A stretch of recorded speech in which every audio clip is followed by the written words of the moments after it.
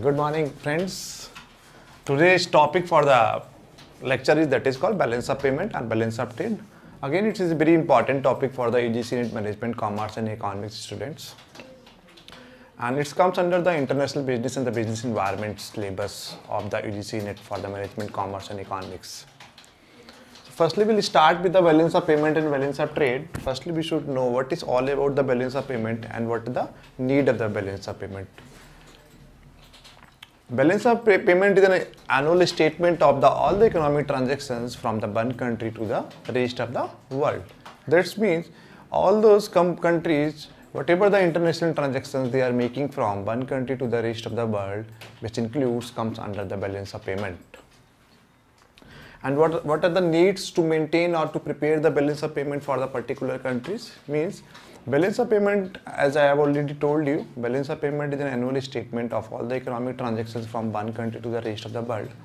That means whenever we are comparing any international transactions or we are comparing any international stability from the one country to the rest of the world, we can get easily understand on the basis of the balance of payment account where we stand in front of the whole world.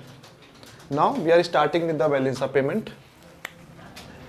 Firstly, basic meaning balance of payment होता है क्या है? Balance of payment is I have already told you. It's all about all the economic transactions from the one country to the rest of the world within the certain period of time is called balance of payment. Balance of payment is an annual statement, mainly be prepared on the basis of the quarter, but be present in front of the world in an annual statement. It depending on whatever the financial year you are maintaining in your respective countries. And there are many countries across the globe which is preparing their financial year on the basis of December to January. And there are many countries they are maintaining their financial year on the basis of April to March. So what things we have included in a balance of payment account? Balance of payment accounts include the three accounts. First is the current account,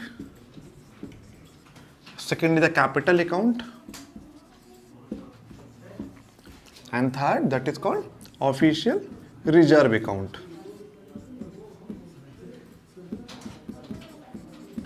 Official reserve or foreign reserve account.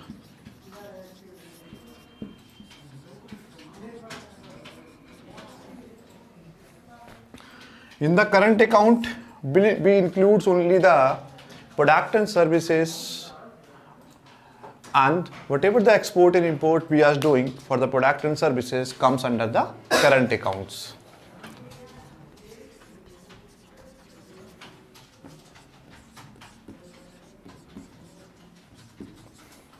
Goods, that might be possible automobiles, food items. And in terms of services, we includes the transportation, bankings, insurance, and telecommunication, etc.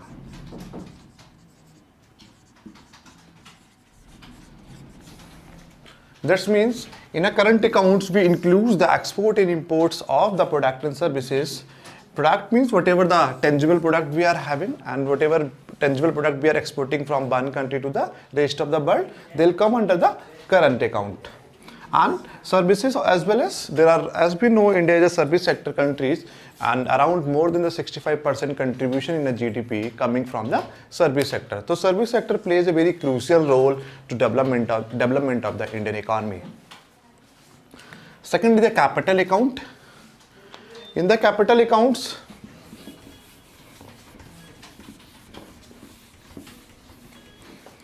we include the investment,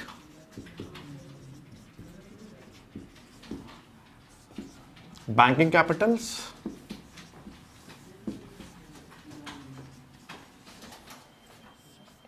loans. In an investment, we include the FDI and FIIs, foreign direct investment and the foreign institutional investments. In a banking capitals, it is all about the NRI deposits, and in the loans, commercial borrowings,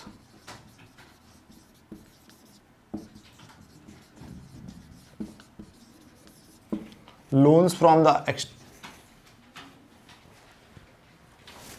commercial borrowings, and the second is loans from the external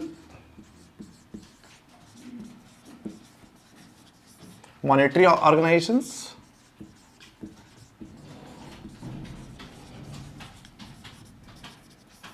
like IMF and World Bank. There are many international monetary organizations in the world. They provided the loans to the some concerned countries whenever they are requiring any money. Means if we are taking any loans, if we are granting any loans to any countries, all the loans and all the grants will come under the capital account, comes under the balance of payment. Investment is all about the FDIs and FIIs, foreign direct investment and the foreign institutional investment. We'll discuss this particular topic in a separate videos. FDI is in a basic terminologies. Whatever the investment we are getting from the across the globe in our respective countries, that's come under the foreign direct investment. Means any country, any company which belongs to the outside of the world, like Apple or Samsung, they belong to some different countries. If they are starting there any plant, they are starting there any production facilities within the country premises, within the Indian geographical areas, that is called FDI. Banking capital, that is called NRI deposits. All those persons who belongs to the India and they are working outside of the countries, and whatever the money they are investing in India, that is called NRI deposits. Commercial borrowings, whatever the borrowings we are taking from the across the globe, that's come under the commercial borrowings. And the loans, I already told you, whatever the loans we are getting from the International Monetary Fund or the World Bank, or there are some other monetary institutions like Asian Development Bank and some other European development banks, they comes under the capital accounts. Third, that is called official reserve account.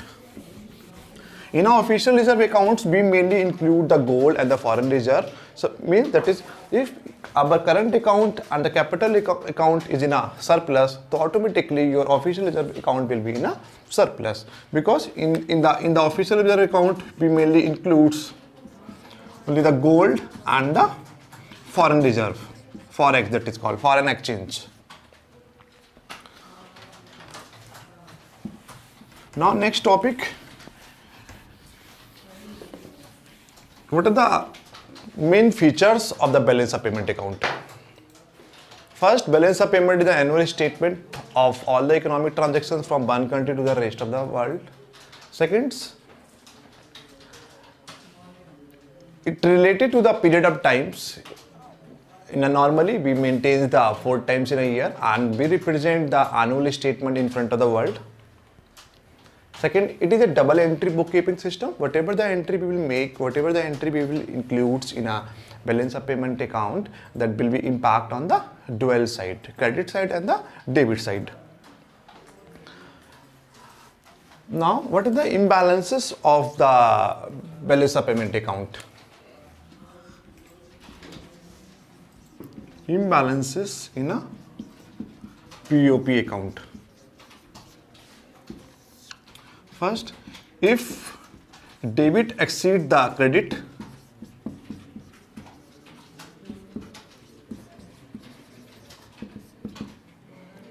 that is called disequilibrium of BOP. Means, suppose that if we have to prepare the current account like this,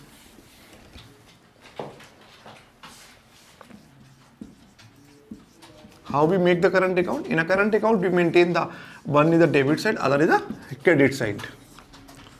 I have already told you that all the entries in a balance of payment impacts on the dual side. First, That is called debit side and the credit side. What will be come under the debit side and what will be come in the credit side? Whatever the import we are doing, whatever the product we are importing from the rest of the world, from the whole world, those come under the debit side. Because if we are importing most of the products, means we have to make the payment, and as we know, whenever we are doing any international transactions or we are importing any goods from US or China or some South African countries, we have to make the payment in their own respective currencies. If we are making more import in our country, that is called we requiring the more foreign currencies. If we are requiring the more foreign currencies, automatically, as we'll discuss these issues, how the currency is appreciated or depreciated, it totally depending on the demand and supply of the currencies. And whatever the export we are doing, that will come under the credit side. Now, what are the causes or what is the reason behind the imbalances of the current account? If the debit exceed the credit,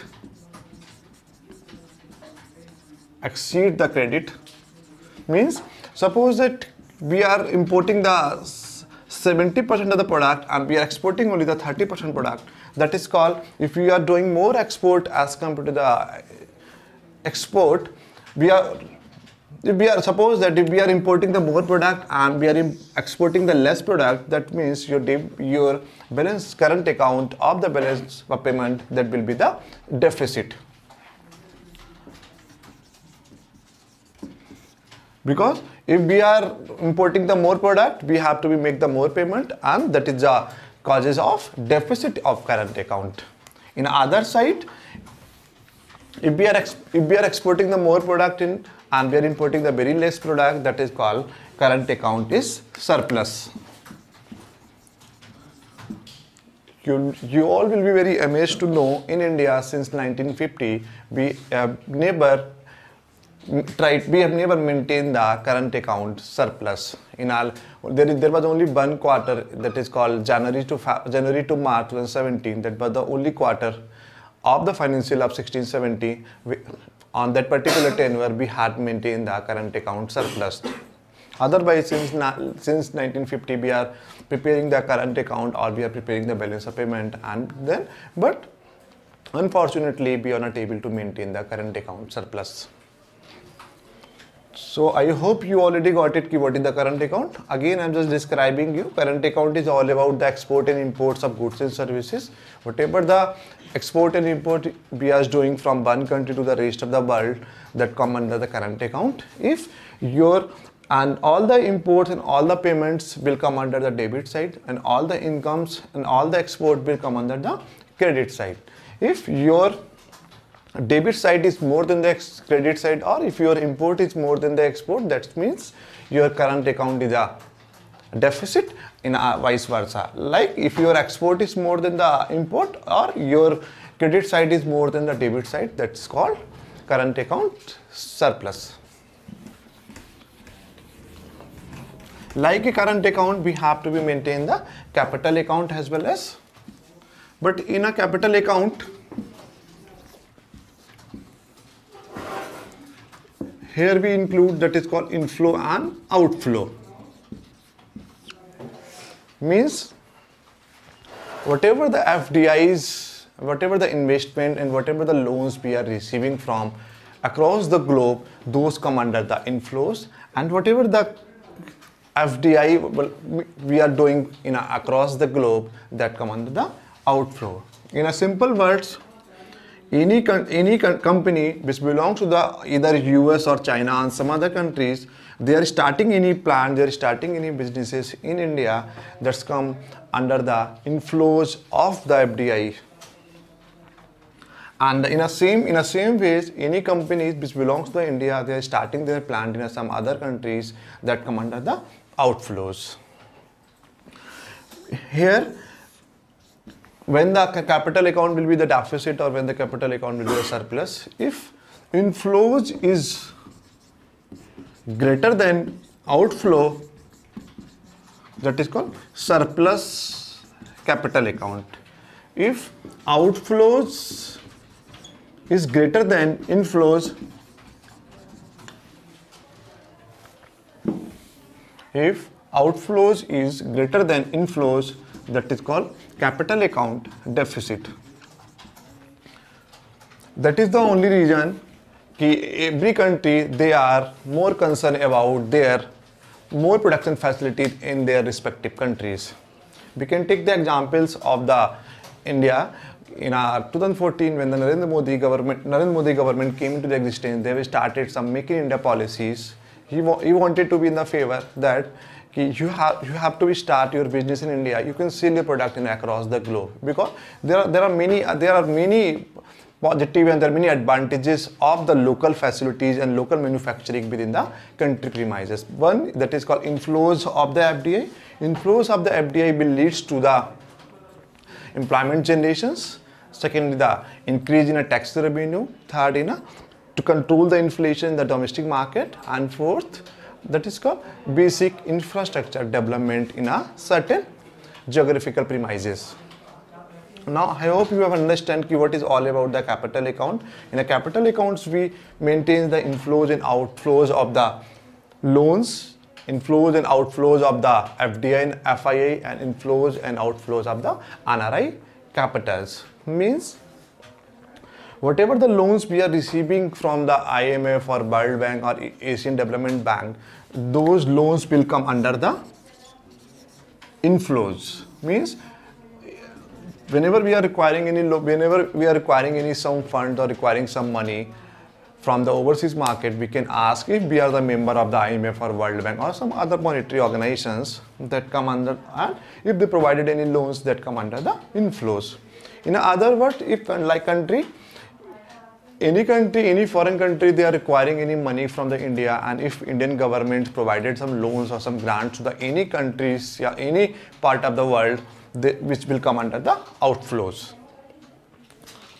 Third is, as I already told you, that is called NRI capital. NRI, if any person belongs to the India, they are working at some outside and they are coming with their money and they are depositing their money in the Indian banking system, that is called inflows of the capital account. If somebody belongs to the outside and they are working in the India, and whatever the income, whatever the money they are earning in India, and they are taking back their money in their own respective country, that is called outflows of the capital account. Now, official reserve account, if your current account and capital account is in the surplus, then your official reserve account automatically will be in the surplus. As we have started, and now next topic in a balance of payment, that is called causes of the disequilibrium. There are three basic causes of the disequilibrium in a balance of payment account. First is the economical factor, second is social factor, and third is the political factor. In an economical factor, there are very few factors which come under the economical factor. That is called if there is an imbalance between the export and import. As we know, export and imports come under the current account. If there is a huge gap between the export and import, if we are exporting more products and importing the less product, that is also the causes of imbalances in a balance of payment accounts.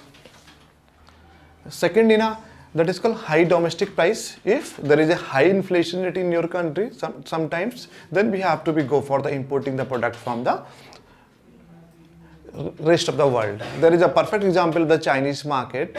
The main reason behind the importing the more product from the China, that is called because they are selling the product at a very cheaper rate, and we are not able to produce those products in India at a cheaper rate as compared to the China. Not in all, China is the only example. There are many examples of many products and services within the India. We have to import the product just because of the high domestic prices of those particular products and services in India. Then we have to go for the importing of those products and services. Third, that is called new sources of a supply or the new substitute products. Means, suppose that we are importing the markers, or we are importing the any product from the any part of the world, and then suppose that we are requiring the demand of the 100 product, and we are importing the 40% of the particular product from the rest of the world, and we are able to maintain the 60% of particular demand of particular product from the Indian domestic product. If suppose that we have started the more manufacturing and we have started the new source of supply of particular product and services, or we find out the some substitute product of the particular product and services, then we don't need to go for the importing of those product and services. Third, that is called high inflation rate. High inflation rate I've already told. A high inflation rate or the high domestic price, both are the same thing. If we are not able to maintain the inflation rate in their own concerned economies, then we have to go for the importing of the product and services to fulfill the demand of the local public. Second is the social factor. In a social factors, we include the population growth,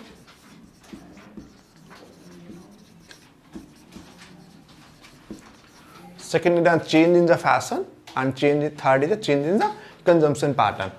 Social, how the population growth impact the balance of payment account means, if your population growth is higher in your country, then we have to, if high population in your country, then we are requiring the more product. If your local manufacturing and local product are not able to meet out the demand and supply of your local country, then we have to go importing of the product and services. If your population growth is a negative as compared to your industrial growth, then we don't need to go for the importing of the product. Then we may increase our export, because we are able to produce the more product within the country premises, and the product which you are making, and they are able to meet out your local needs and demand of the country. Even though you are having some excess amount of the inventory with you, then what you can do, you can export those particular product and services to the rest of the world, and you can earn very good amount of the money, which will lead to the increase in the foreign reserve as well as. Second is the change in the fashion. Change in the fashion is also one of the important factors for the importing the product from the across the globe. Sometimes, as we know, in a 21st century, change in the fashion is one of the important factors, and it is very rapidly changing day by day.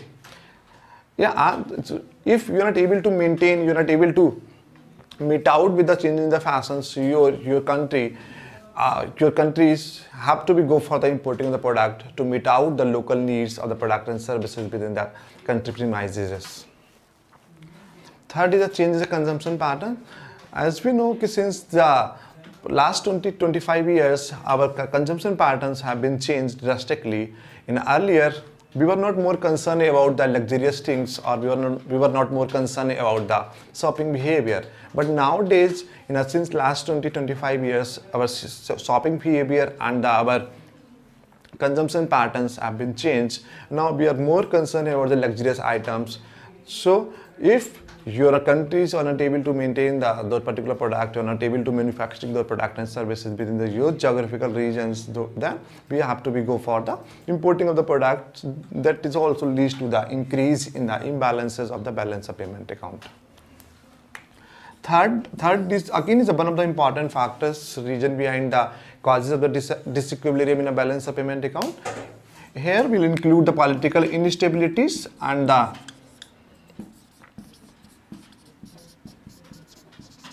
political intervention.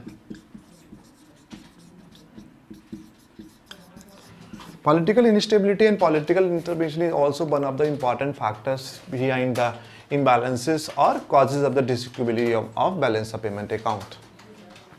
First, that is called political instabilities. Suppose that your government, your central government are changing in a very rapidly, and we can take the examples of any government. Suppose that whatever the policy has been made by the one government, and next government will be coming very soonly, and they'll abolish all the policies, all the existing policies which have been made by the existing government or existing political parties.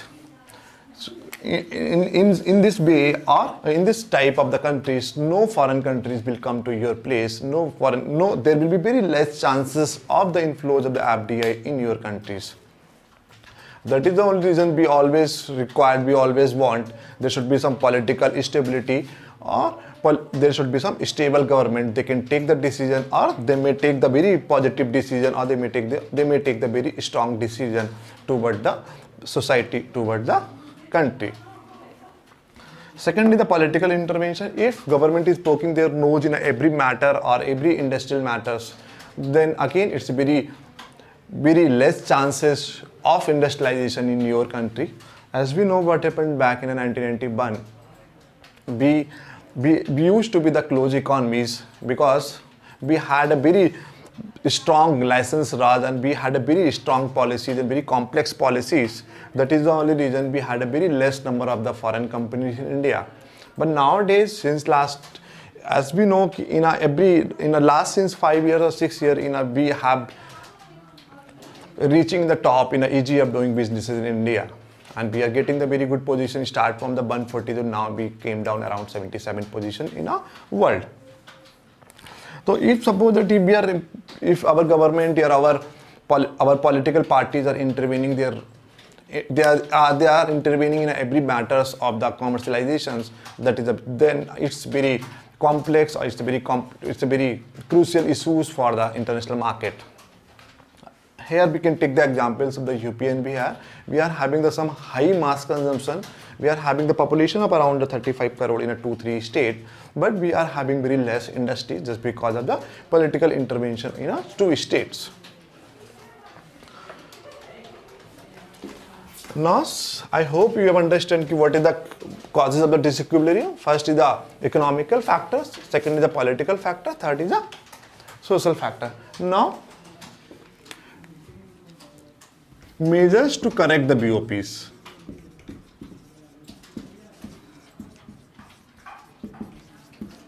Measures to correct the BOP means what type of the measures, what type of the steps they have to be taken to correct the balance of payment account.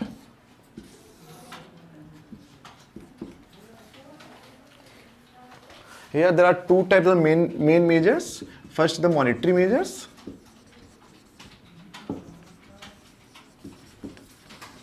Second is the non-monetary measures.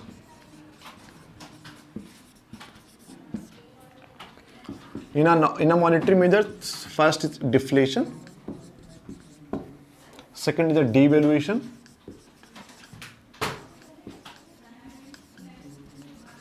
Third, increase or decrease in direct and indirect taxes.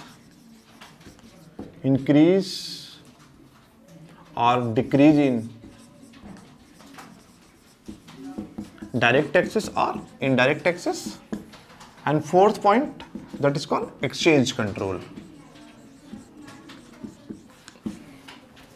Now, firstly, we'll start with the monetary measures only. Monetary measures will include the 4 points, that is called deflation. Second is the devaluation.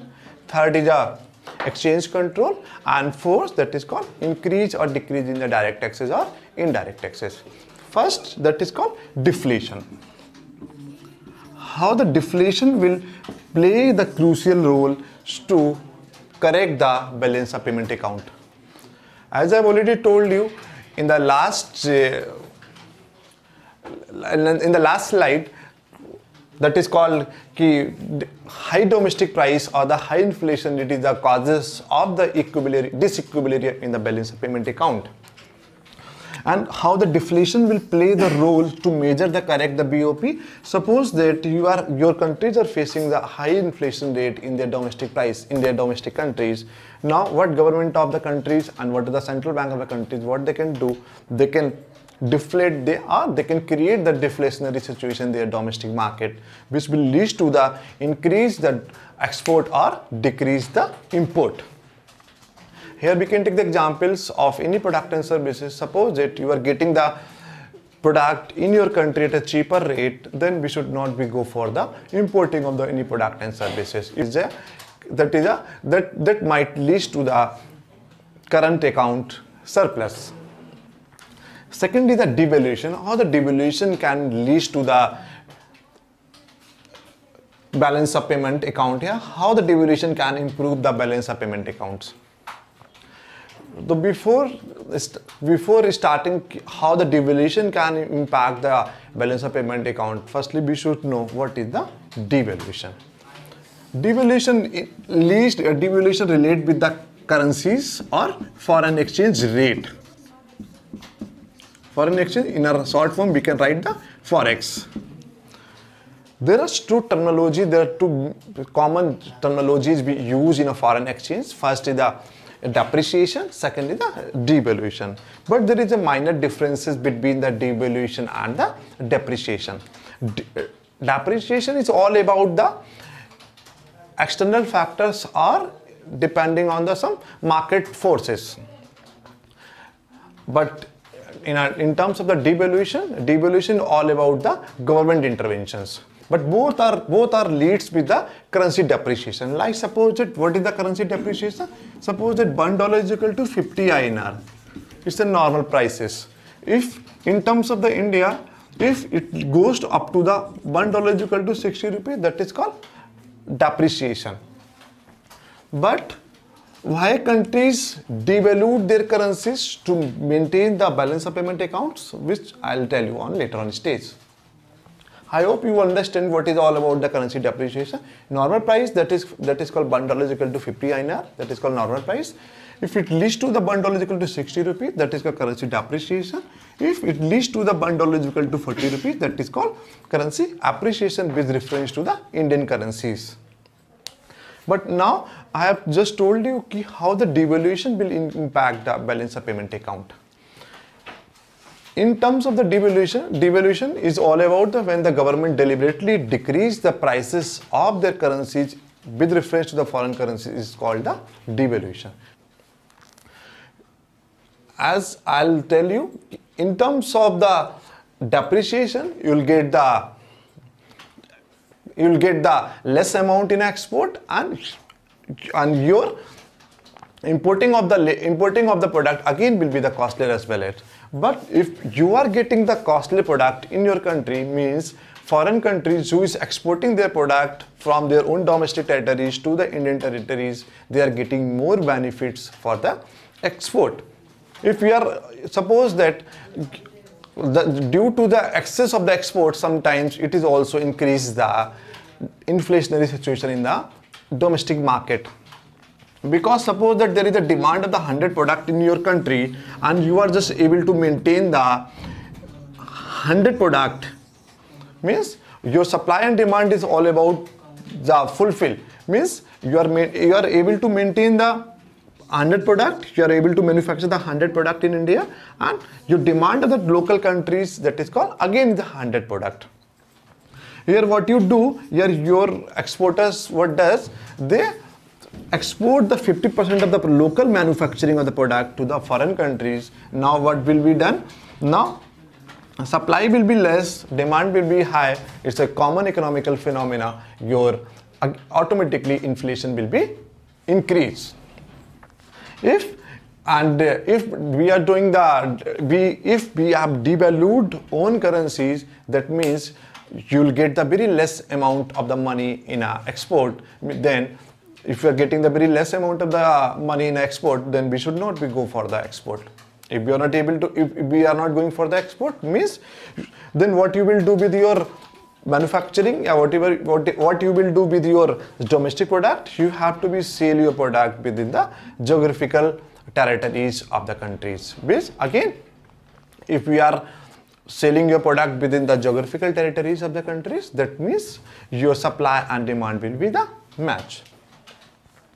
Third, increase in the direct taxes or increase in the indirect taxes. It's very economical, it's very common phenomena of the international trade.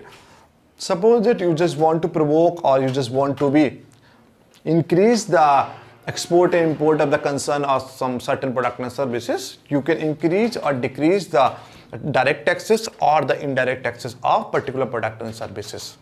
Suppose that if you just want to very less amount of the export in a certain product, you can increase the high tariff barriers, high taxes on particular product and services. Then anybody will not import those products.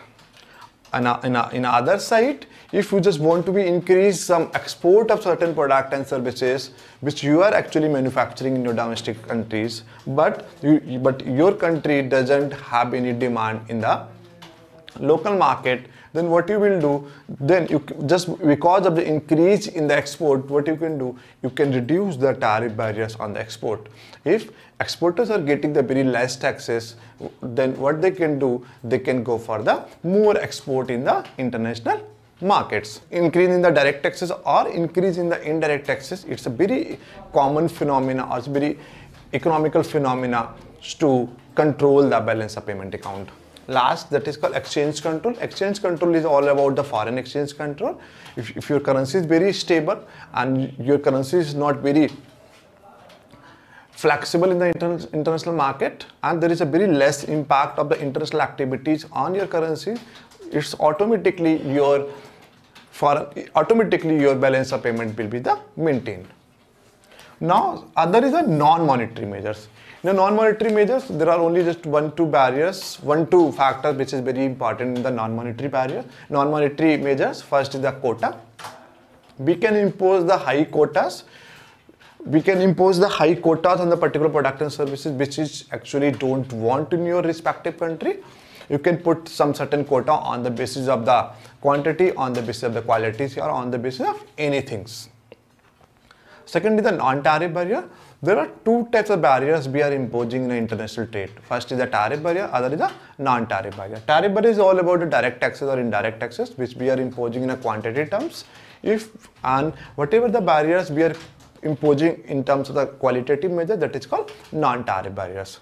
If existence of the non-tariff barriers will increase, which can lead to the control the export and import within the country premises.